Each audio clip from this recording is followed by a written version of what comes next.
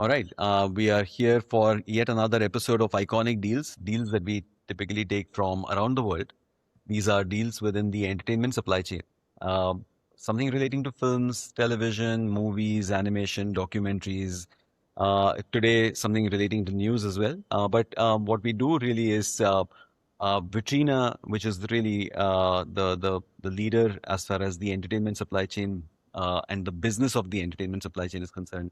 Uh, Tracking all of the deals and transactions on a daily basis.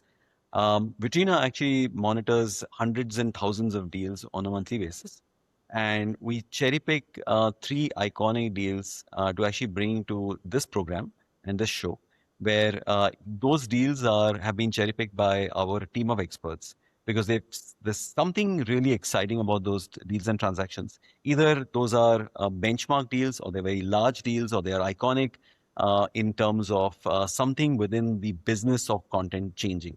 And look, the business of content, Kunal, has been changing quite a bit over the last few Absolutely. days and months, leading up to where we are today, where we are sort of discussing three very interesting and innovative transactions in the distribution on the distribution side. Right. No, fascinating how the landscape is changing.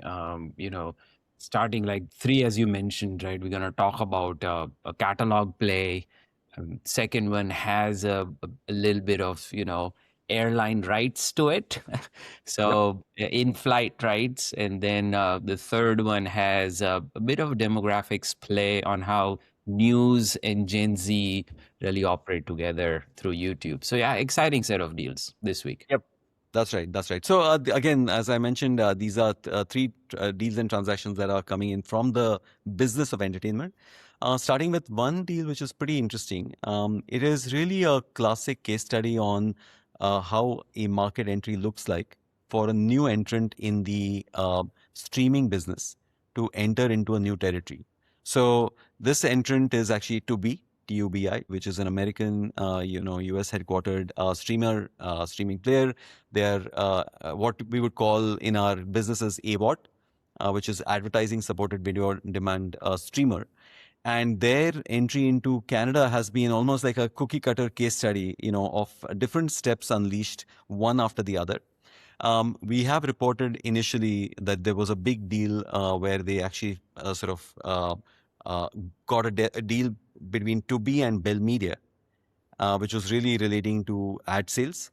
But this deal is actually interesting.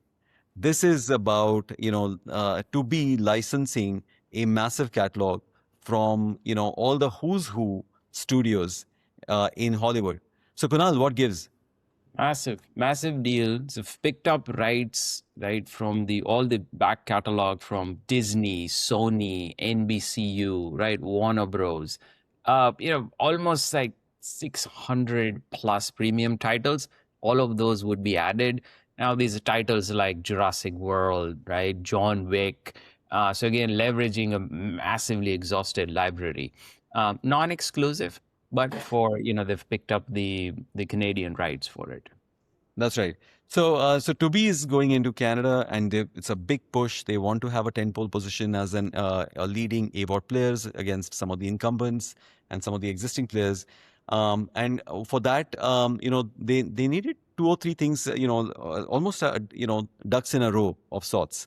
Mm-hmm. So what they did was, this is interesting. They first, as I was mentioning, they actually did a deal for ad sales. It's an advertising supported platform. So, you want to make sure that the day that you start getting audiences, you are able to monetize it in terms of selling ads. So they actually did that deal. Instead of setting up their own, ad sales team in Canada, what did they do? They actually collaborate with Bell Media. Right. And they brought in, yeah, it was just a massive way of really tapping into the existing sales teams that are already working right on picking up the ads. And the good thing about By Bell the way, Media, those folks in Bell Media, they know the market. They know who they know the market. they know the market. They know who the advertisers are, where the agencies are, how much, what kind of business is coming from large, medium, small sort of, advertisers. So clearly that was the key advantage of getting that relationship in. Correct. And no competition, right? Not playing in this space. So this helps really, really, really well. That's right. And then now you have a massive catalog that's coming through. So, fandom IP really attracts, a lot of that population in. So apparently that, with this, just the number of digital assets that they have, now is in excess of 200,000 Canadian assets in Canada Libraries.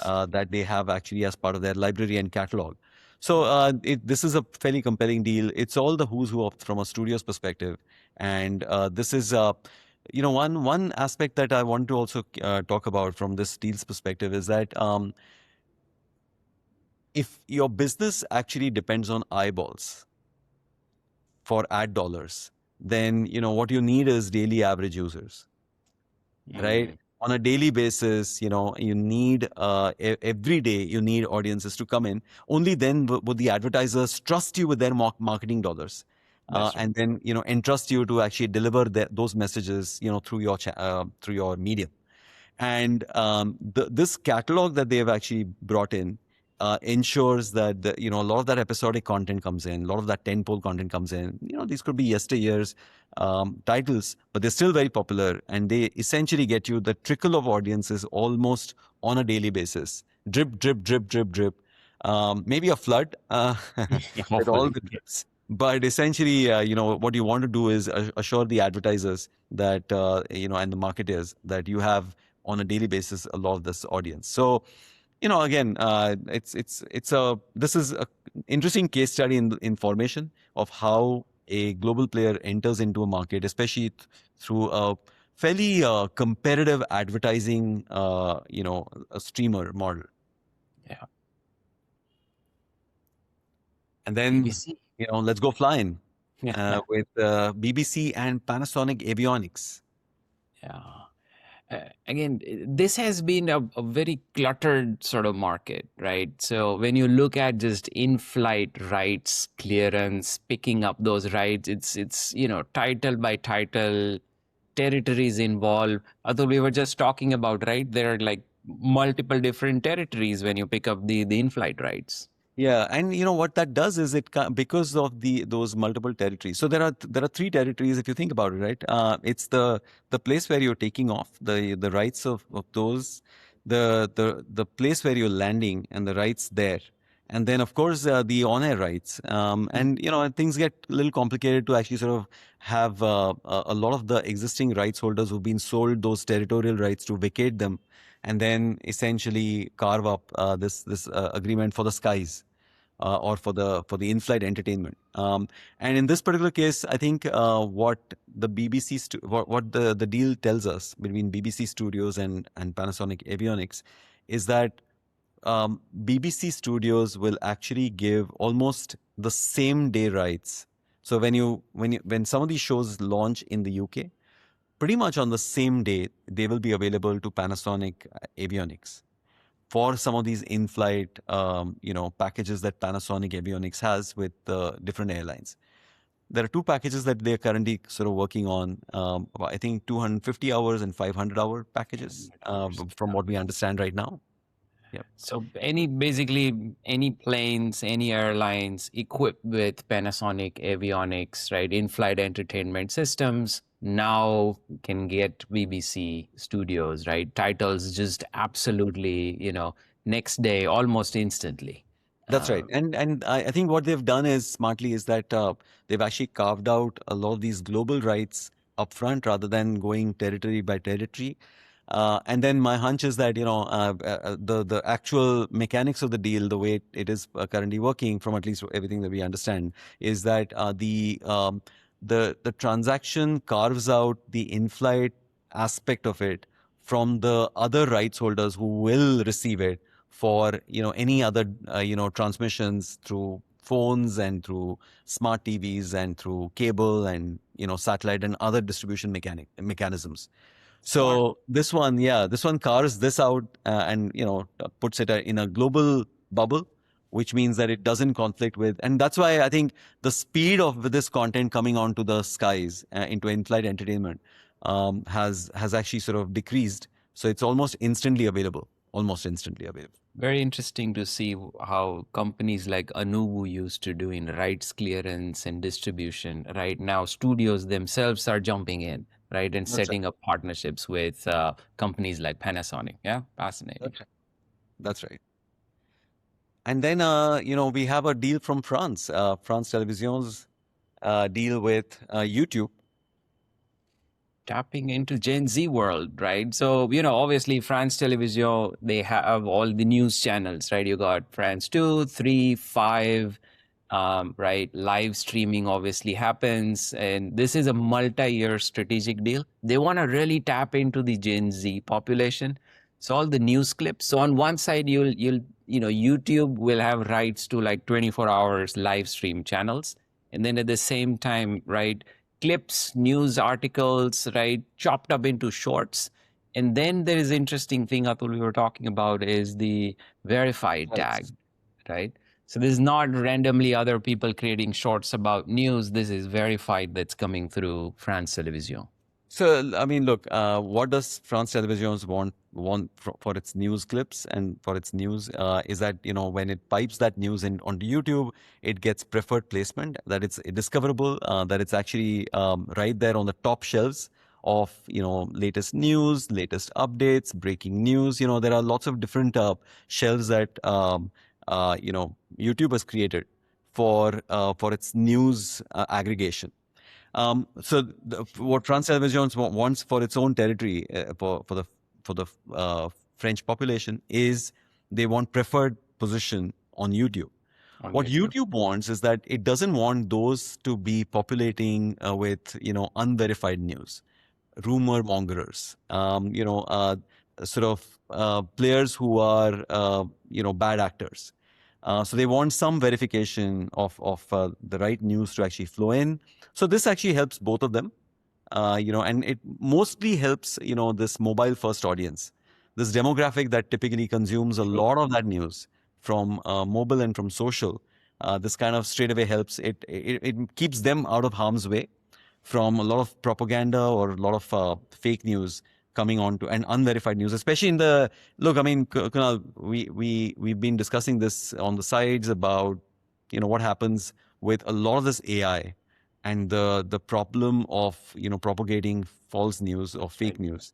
I think this actually keeps at least those shelves clean Right. and organized with some of the most authentic news from credible players. I think that's where this deal is pegged. Yeah. And again, there's a flavor of obviously there's declining linear windows, right? People are not showing up, especially that generation, right? Gen Z not turning on local news, not turning on, right, 7 p.m. prime time. Hey, what happened? That's not happening right now. That's right. That's right. It's mobile first. It's this demographic actually, it has not experienced news in any other way but this medium and this mechanism. So it actually helps, both parties, France Televisions on one side and then YouTube on the other. My hunch is that we will typically see lots of other news channels across the world have these kind of regional and territorial deals with YouTube uh, that kind of make sure that they get 10 pole position or the right shelf space. But YouTube also benefits in that bargain. And this aligns perfectly with what Netflix's CEO has been saying. YouTube is TV. And Yes, yes, and so many different ways and so many different words. We've actually heard sort of Netflix talk about YouTube in very interesting ways, I must say. All right. So yeah, let's actually summarize, just the emerging deal landscape. These are three deals just from last week, but seen that the pattern of deal making, and some of the commercial parts actually are addressing distribution, which is very fast changing dramatically. So three deals, uh, mostly relating to distribution. right, yeah. So Tubi obviously, right, their goal in this is, market density, sort of really strengthen their position as they enter the market. Panasonic, BBC, this is really a massive transformation, right? Cutting through a lot of layers, making the catalog available almost instantly for in-flight entertainment, and then bringing verified news, right, from France TV directly to YouTube. 24-hour streaming plus, very unique shorts that really targets the Gen Z population. That's right. That's right. And if you look at, from a monetization perspective, on one side, you've got the whole AVOD piece, which is completely dependent on good content, daily audiences, and then, monetizing through marketing dollars. On the other side, if you look at the Panasonic BBC relationship, that is, you had this problem of in-flight entertainment not fully capitalized or monetized, largely because of this fragmentation of and uncertainty on rights, which typically would delay the actual premium content reaching the in-flight entertainment screens. I think that kind of disappears. So monetization windows actually improves.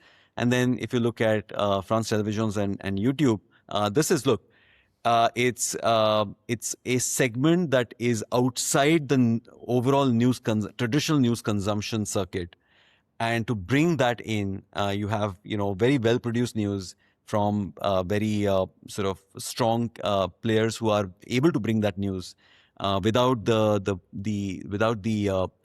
overhang or and issues relating to AI and fake news and all the other bad stuff.